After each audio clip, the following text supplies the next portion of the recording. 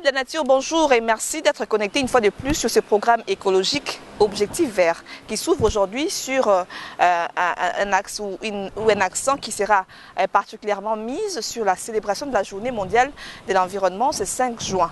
Alors pour en savoir plus, je vous invite à découvrir les sommaires et c'est en images.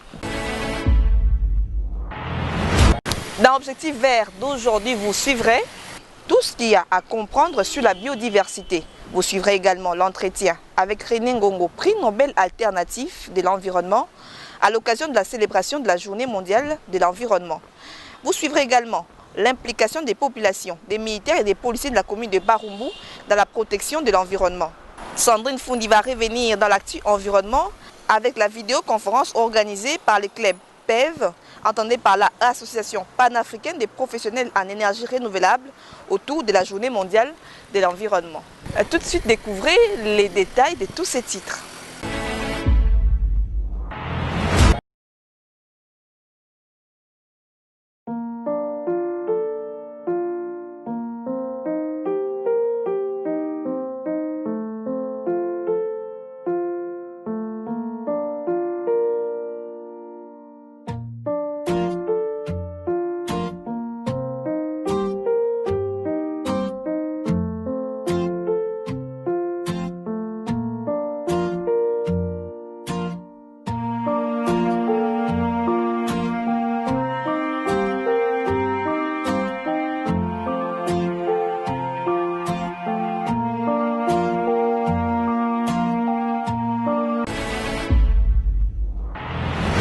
Le monde entier célèbre ce vendredi 5 juin la Journée mondiale de l'environnement sous le thème « La biodiversité, une source de préoccupations à la fois urgentes et existentielles ».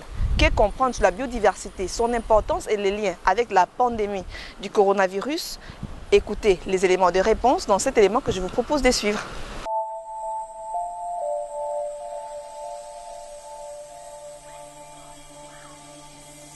La biodiversité représente tout ce qui vit sur Terre. C'est le fruit de milliards d'années d'évolution, modelé par des procédés naturels et de plus en plus influencé par l'espèce humaine. Jusqu'à présent, 1,75 million d'espèces ont été identifiées. Mais les scientifiques pensent qu'il pourrait y avoir 13 millions d'espèces vivantes sur notre planète. La biodiversité, c'est la vie. Sans elle, nous ne pourrions pas survivre. Elle nous soigne, car plus de 70 000 espèces d'arbres et d'autres plantes sont utilisées à des fins médicinales. Elle nous permet de nous abriter. S'il n'y avait pas de bois, nous ne pourrions construire ni maison, ni meubles, ni outils. La biodiversité nous nourrit et nous habille. Les modes de consommation des habitants des pays riches sont la principale cause de perte de biodiversité. La disparition rapide des espèces sur Terre est estimée entre 1000 et 10 000 fois supérieure au taux naturel d'extinction. Aujourd'hui, notre planète abrite 7 milliards d'humains. Nous devons préserver la biodiversité pour qu'elle puisse répondre aux besoins de 9 milliards d'habitants en 2050. La Convention des Nations Unies sur la diversité biologique vise à fournir un cadre permettant la promotion et la protection de la biodiversité en tant que source de biens et de services essentiels à la vie. Les effets des activités humaines, amplifiés ces dernières années par la croissance démographique et le changement climatique, ont considérablement réduit la biodiversité des écosystèmes sur notre planète. Nous pouvons contribuer à privilégier la biodiversité, notamment en choisissant un mode de vie plus durable. L'éducation peut nous aider à comprendre comment nos actions individuelles, aussi insignifiantes qu'elles puissent sembler, peuvent avoir des conséquences globales. Nous devons comprendre que nous faisons tous partie de la toile de la vie.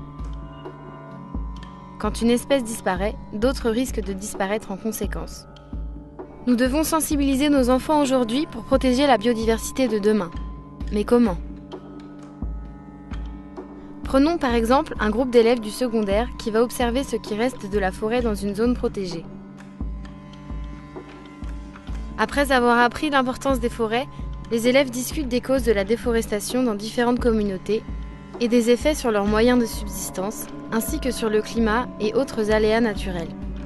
Ils développent ensuite une liste de mesures simples à prendre pour aider à restaurer la forêt et à mieux la gérer à travers des gestes qu'ils peuvent adopter à l'école et à la maison. Pour partager ces idées avec d'autres écoles et leurs communautés, ils animent une émission de radio locale pour encourager les gens à replanter des arbres Durant les fêtes locales, ils organisent des activités et des jeux de rôle pour sensibiliser les gens aux différents aspects de la préservation de l'environnement, ainsi qu'à l'utilisation et la protection des ressources dans les zones protégées.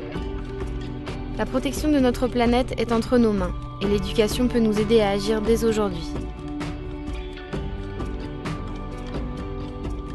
Il existe à ce jour des organisations non gouvernementales exerçant en République démocratique du Congo qui contribuent, à leur manière en tout cas, à la préservation de la biodiversité, à la restauration des terres dégradées, mais aussi à la sensibilisation des communautés à la protection de la nature.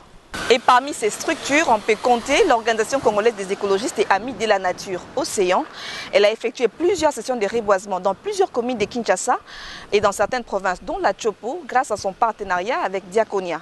Elle a également initié plusieurs dialogues sur l'utilisation des terres de manière durable dans l'optique de restaurer les terres dégradées dans certains paysages de la RDC. Et à l'occasion de cette célébration de ce 5 juin, son président René Ngongo, prix Nobel alternatif de l'environnement, nous a accordé un entretien sur l'importance de la biodiversité dans ce contexte de la Covid-19. Mesdames et messieurs, le monde entier célèbre ce 5 juin la journée mondiale de l'environnement. Elle est célébrée cette année 2020 sous le thème la biodiversité, une source de préoccupation à la fois urgente et existentielle. Pour en parler aujourd'hui, votre mag écologique reçoit pour vous M. René Ngongo. Il est président pays de l'Organisation congolaise des écologistes et amis de la nature. Il est également prix Nobel alternatif de l'environnement. Mais depuis peu, il est également rapporteur du Conseil économique et social. M. René Ngongo, bonjour. Merci de nous faire l'honneur d'être notre invité aujourd'hui. Merci pour l'invitation. Comme vous avez dit, les 5 juin de chaque année, le monde fait un arrêt pour parler de l'environnement. Que la journée mondiale de l'environnement, c'est chaque jour qu'il faut la célébrer parce que si on n'entretient pas notre environnement, les conséquences sont parfois irréversibles. Donc, moi j'ai convié les téléspectateurs à vivre chaque jour la journée mondiale de l'environnement pour mieux s'occuper de notre environnement. Alors le thème est axé cette année sur la biodiversité. Tout le monde sait que la biodiversité, en tout cas la plupart savent que la biodiversité est essentielle pour la vie humaine. Mais qu'est-ce qui fait qu'elle ne soit pas aussi considérée à cette juste valeur par l'humanité, mais plus par les Congolais en particulier ici en RDC? Bon, je crois qu'il faut nuancer. C'est vrai qu'au niveau international, les gens ne voient pas, surtout les gens qui vivent en ville, ils ne comprennent pas l'importance de la biodiversité. Mais quand vous arrivez chez nous au Congo, dans le Congo profond, les quotidiens des citoyens congolais, c'est la biodiversité.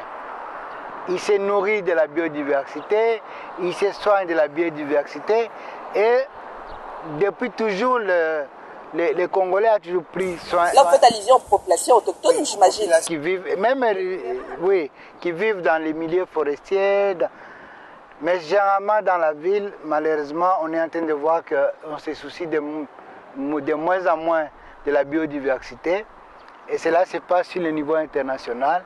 Et moi, je me dis, ce qui nous arrive maintenant avec la pandémie, est-ce que ce n'est pas un signal fort de la nature par rapport à notre maltraitance, parce que nous sommes vraiment en train de maltraiter. Mais qu'est-ce que justifie, avant d'en arriver au lien, qu'est-ce qui justifie justement cette manque de considération de la part des citadins congolais sur la biodiversité? Est-ce que c'est par ignorance ou c'est parce qu'ils ne sont pas assez sensibilisés? Je crois que c'est le système de vie dans les villes, où la civilisation actuelle, c'est une civilisation de surconsommation. Et ça fait qu'avec ça, on oublie qu'on est en train de détruire notre environnement. On est en train de faire la surproduction. Regardez même les modes de production actuellement.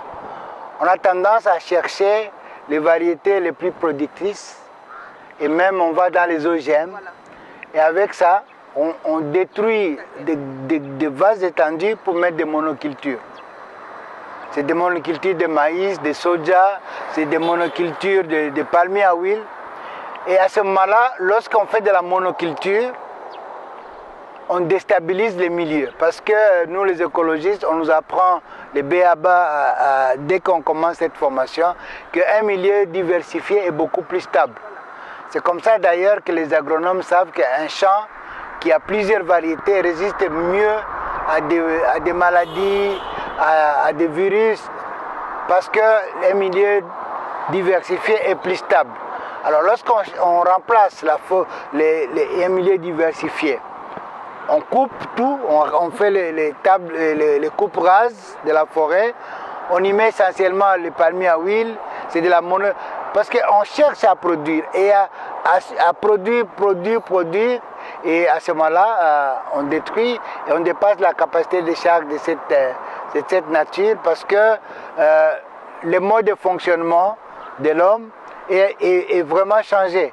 Et il a fallu qu'il y ait des catastrophes comme la pandémie actuelle pour que les gens commencent à s'interroger. Regarde ce qui se passe, même ici. J'ai des témoignages de gens qui disent maintenant on a vu les oiseaux rentrer. Et en Europe, il y a des amis qui nous disent il y a des dauphins qui rentrent, des poissons qu'on ne voyait plus, des hippopotames. Ça, c'est des signes que nous avions tellement maltraité la nature que ces indicateurs de la biodiversité, de la quiétude, ont pris les larges, avec des conséquences que nous avons.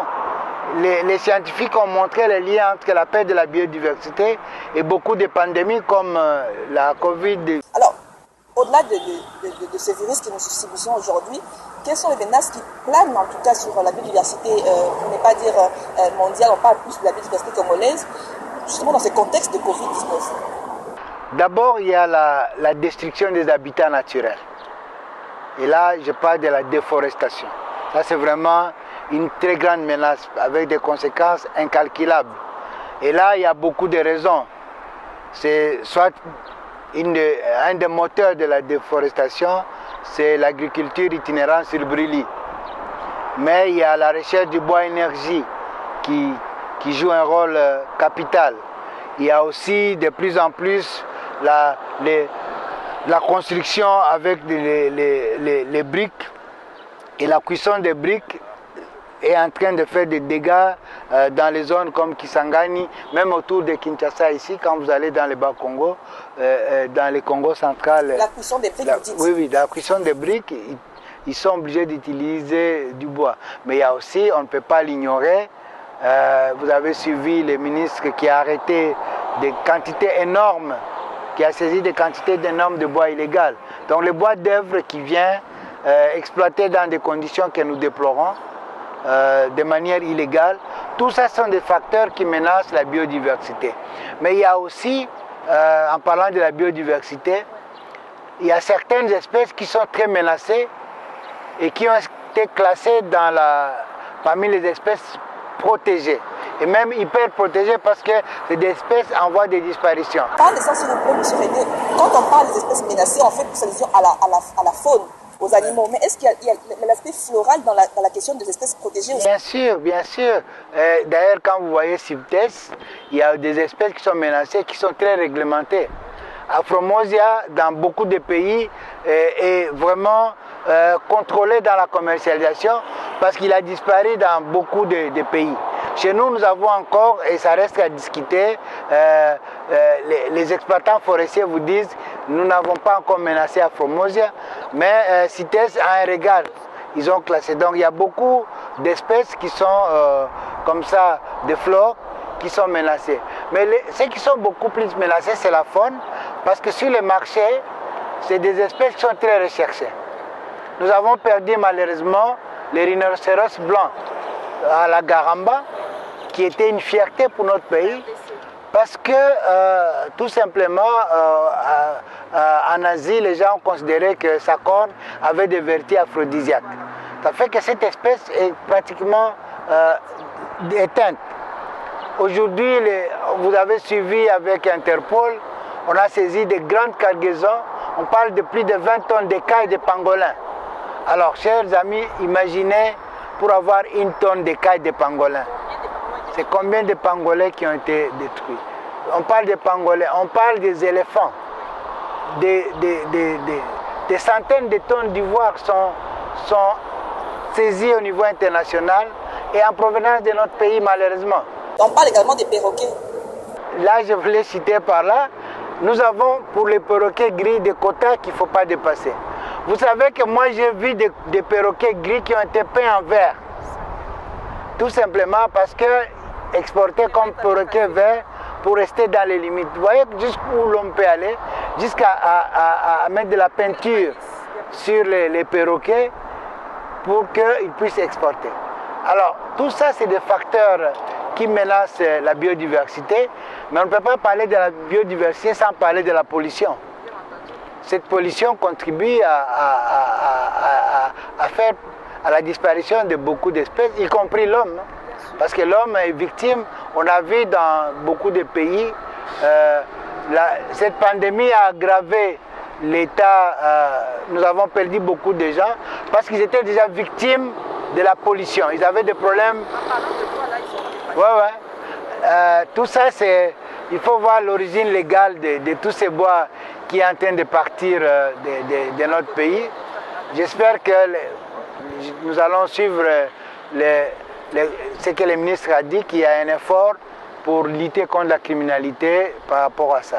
Donc je disais que c'est vraiment l'homme aussi qui est un élément important de la biodiversité, disparaît à cause de tous ces phénomènes. Et j'insistais sur la pollution parce que dans beaucoup de villes où il y a une grande pollution, les gens souffrent de certaines maladies chroniques liées à la pollution de l'air. Et c'est surtout les victimes de cette pollution de l'air qui ont été parmi les pertes que nous avons subies, surtout en Europe, avec la pandémie. Et cette pandémie, on ne le dit pas assez, c'est parce que l'homme a perturbé la biodiversité. On a créé des déséquilibres au niveau de la faune et de la flore sauvage. Le virus, comme il est en train de disparaître, l'homme se retrouve comme ça parce qu'on a brisé les chaînes, c'est une victime. Et les scientifiques pessimistes disent que nous sommes au début de pandémie. On va avoir comme ça beaucoup de cas de pandémie si nous ne prenons pas soin de notre biodiversité. Ouais. Regardez les thèmes qui ont été choisis. On parle d'une urgence, mais on parle de menaces existentielles. Parce que c'est notre vie, c'est notre survie qui en dépend. La biodiversité nous nourrit, c'est notre supermarché pratiquement. C'est les soins. Aujourd'hui, on parle d'Artemisia pour lutter contre la pandémie. Tout ça, c'est des éléments de la biodiversité. Quand nous allons vivre dans l'artificiel, vous allez voir que nous allons être très fragiles, nous allons être vulnérables parce que nous sommes de manière volontaire ou pas en train de briser les équilibres naturels. Alors là, je sais que votre organisation non gouvernementale a procédé ou a effectué plusieurs reboisements dans plusieurs communes de Kinshasa et même dans les provinces de Atchopo, je crois, si je ne m'abuse. Alors, en quoi est-ce que les reboisements contribuent au maintien de la biodiversité? Justement, nous, on ne fait pas des reboisements au hasard parce que c'est devenu à la mode, il faut reboiser. Non. C'est devenu à la mode? Oui, de plus en plus, on sent qu'il y a des efforts pour faire les reboisements, mais souvent, c'est préciser des études d'impact environnemental et social. Nous étudions les milieux, nous essayons de voir qu'est-ce qui s'est passé, pourquoi certaines espèces sont en train de disparaître, de flore, et nous faisons une enquête sociologique pour identifier les arbres utiles pour les communautés. Donc les reboisements que nous faisons, c'est après ces enquêtes et nous apportons à ces communautés des réponses avec des espèces qu'elles peuvent trouver dans leur environnement immédiat. Et c'est une façon pour nous de diminuer la pression sur la forêt. Donc c'est comme ça que depuis quelques années, depuis une trentaine d'années, nous avons commencé ce travail de reboisement. Et nous le faisons aussi dans les écoles. Madame, lorsque nous on a grandi, dans toutes les écoles, il y avait des vergers. Aujourd'hui, regardez un peu dans nos écoles, vous n'avez pas ces vergers-là. C'était des vergers parce qu'on pouvait avoir les fruits facilement, mais en même temps, ça jouait un rôle pour l'oxygénation, pour les brise-vents. Ça donnait vraiment... il y a beaucoup d'avantages à préserver. Comme vous disiez, vous prenez la peine d'inculquer à ces enfants l'intérêt de ces arbres-là quand vous le faites. Madame, si vous faites des actions isolées sans intéresser la jeunesse, surtout maintenant que nous parlons de la biodiversité, je crois que c'est à travers les jeunes, parce qu'il faut que les jeunes évitent les erreurs que nous, les anciens, nous sommes en train de commettre. Donc c'est comme ça que parmi nos cibles au sein des océans, c'est la jeunesse. Et cette jeunesse, on la trouve dans les écoles. C'est comme ça que nous avons fait des programmes écoles vertes, où avec les responsables d'école, nous associons les élèves. On demande les élèves et les écoliers à ramasser tout ce qu'il y a comme plantille à la maison, parce qu'on veut les inculquer dans les quartiers. Ils amènent à l'école, nous les conditionnons avec eux, et ils sont en train d'apprendre comment on peut le faire.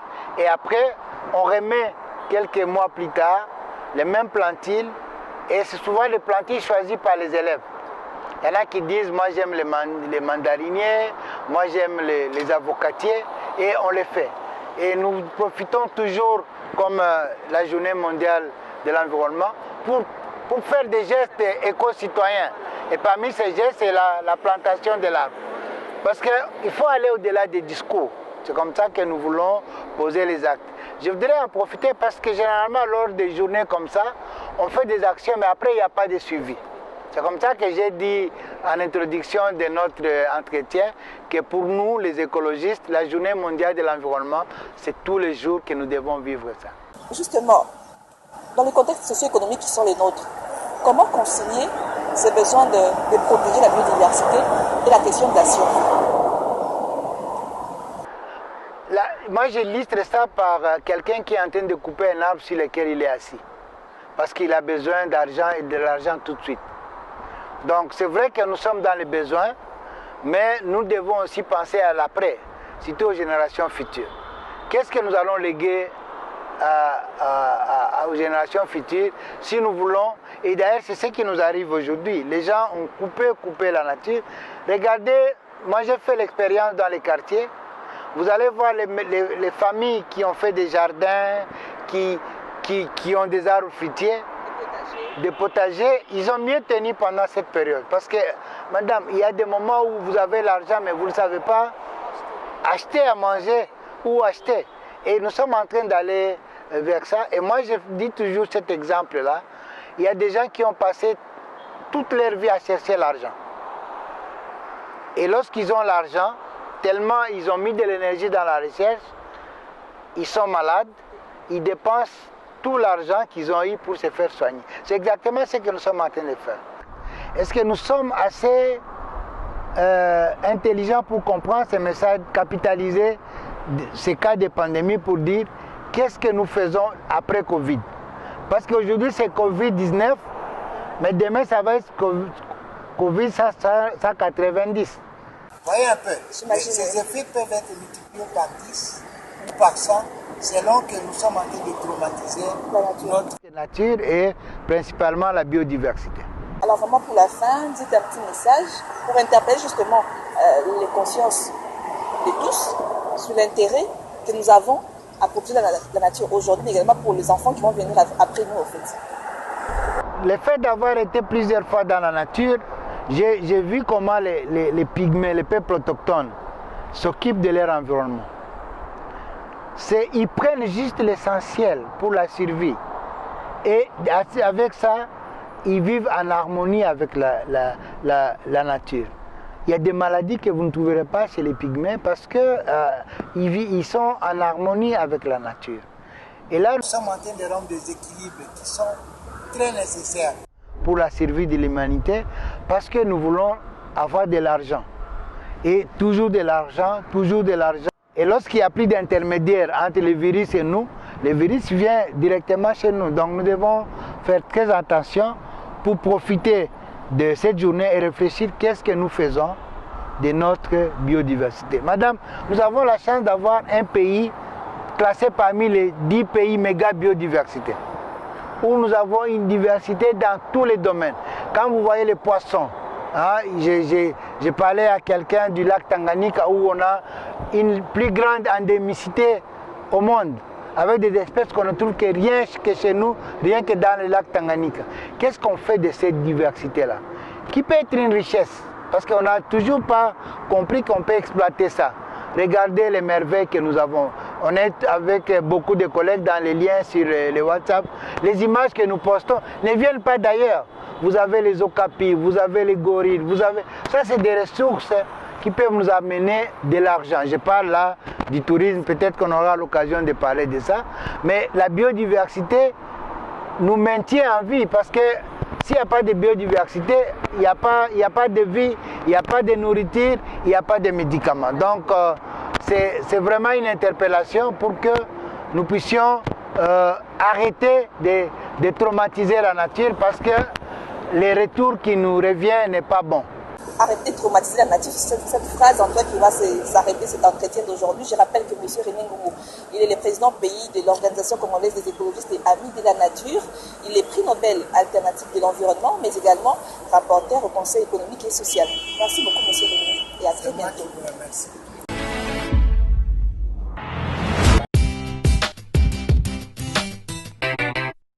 Le 5 juin de chaque année, l'humanité tout entière célèbre la Journée mondiale de l'environnement. Cette journée est la plus célèbre de l'action environnementale et le thème choisi de cette année est la biodiversité, une source de préoccupation à la fois urgente et existentielle. Impact des énergies renouvelables dans la régulation du climat, tel est le thème abordé au cours d'une vidéoconférence, une conférence de presse organisée ce vendredi 5 juin 2020 par le club PV en marge de la célébration de la Journée mondiale de l'environnement. Cette conférence a eu lieu à la place de la reconstruction ex-échangeur de l'IMET. Impact des énergies renouvelables dans la régulation du climat. C'est le thème abordé au cours de cette vidéoconférence. Cette initiative a été prise et organisée par le Club PV, une association panafricaine des professionnels de métiers en énergie renouvelable, en marge de la célébration de la Journée mondiale de l'environnement, célébrée le 5 juin de chaque année. Objectif poursuivi était de dresser un cahier des charges qui permettra de participer à la régulation des écosystèmes et dans l'augmentation du taux d'accès à l'énergie électrique, mais également mettre un accent sur les 7e objectifs de développement durable et la modification de la loi sur l'énergie, comme affirme Idriss Moufouka, coordonnateur régional de ces clubs. Alors, l'objectif pour nous, d'abord, c'était de ne pas faire passer cette journée comme ça, bien qu'on est dans une période de crise que tout le monde connaît par rapport à la Covid-19. La Journée internationale de l'environnement, pour nous, c'est une grande journée qui ne doit pas seulement s'arrêter au niveau de la célébration, mais qui doit être vécue, qui doit être vue.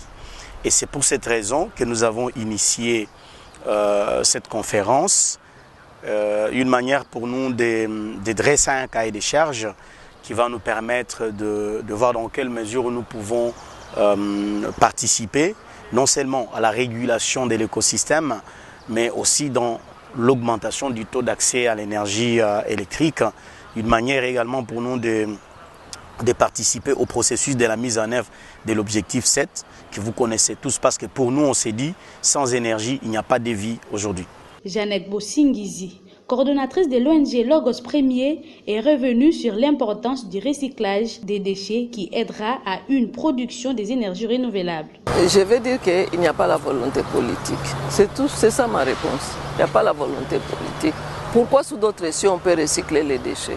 Et pourquoi pas dans notre pays? Ici, si on avait commencé petit à petit, on prend une commune pilote, on commence par le tri, on va de commune en commune. Je crois qu'on allait déjà réussir. Sylvine Kachama, directrice générale de l'ONG Umoja Développement, s'est apaisantie sur les financements des entreprises écologiques qui aidera le développement économique, mais aussi à la préservation de l'environnement. Le message que j'ai voulu passer à la population mondiale reste celui de pouvoir protéger l'environnement. De protéger comment? Comme on a parlé des opérateurs économiques, ils doivent penser à monter des entreprises, mais ça doit être des entreprises écologiques, des entreprises qui prennent soin de notre environnement et non pas des entreprises qui polluent l'environnement. Pourquoi? Comme je l'ai dit et je le répète encore tantôt, puisqu'en développant les entreprises écologiques, vous allez préserver votre santé et vous allez préserver les économies qui vont vous permettre à pouvoir développer d'autres secteurs, à pouvoir développer le pays. Rappelons que l'Association panafricaine des professionnels de métiers en énergie renouvelable prône sur les 7e objectifs de développement durable qui est l'accès à l'énergie pour tous. En marge de la célébration de la Journée mondiale de l'environnement, c'est vendredi 5 juin, le bourgmestre de la commune de Barumbu, Guillaume Ilunga, a procédé au reboisement des plantes ornementales dans une des artères principales de sa commune.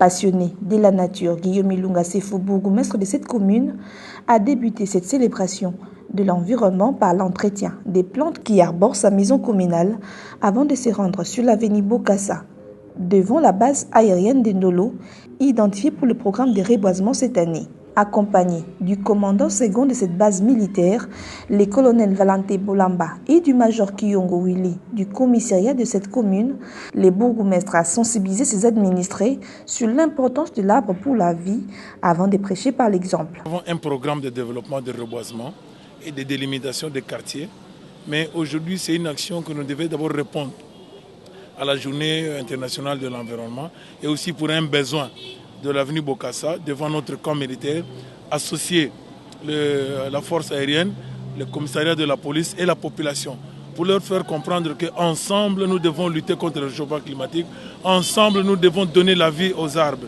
ensemble nous devons reboiser les grandes artères pour arriver à répondre à la politique du chef de l'État qui a prôné du haut du sommet des Nations Unies pour le reboiser plus de 10 milliards d'arbres en République démocratique du Congo. Aujourd'hui, Kinshasa est devenu très chaud. Nous devons contribuer au reboisement pour répondre à un besoin. Et Barumbu, nous sommes dans un plan de lutte contre le réchauffement climatique. C'est un plan que nous avons aussi avec les partenaires extérieurs qui viendront nous accompagner pour la délimitation de nos quartiers avec différents types d'essence.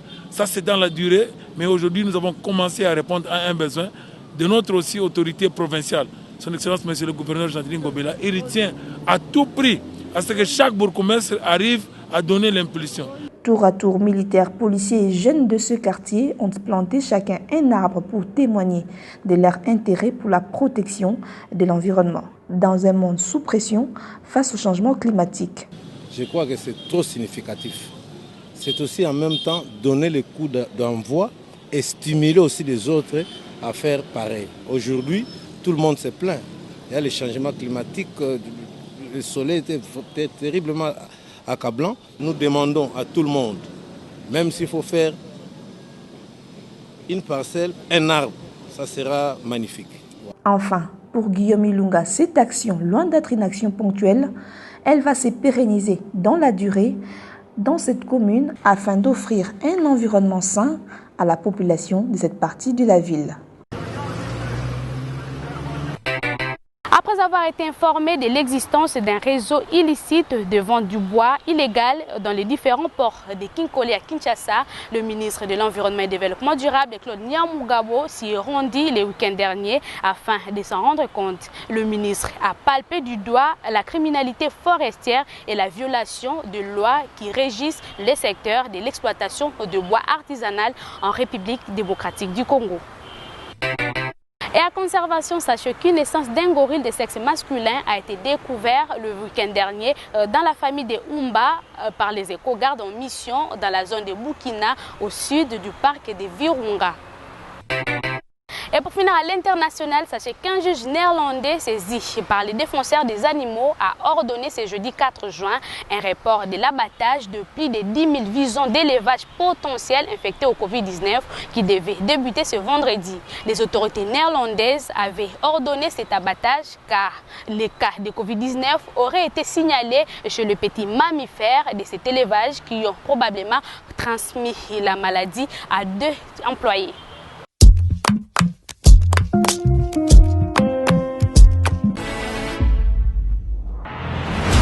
En cette journée mondiale de l'environnement, il est donc grand temps d'agir pour la nature. Il est temps de réimaginer notre relation avec notre environnement. Nous savons ce qu'il faut faire pour vivre en harmonie avec elle.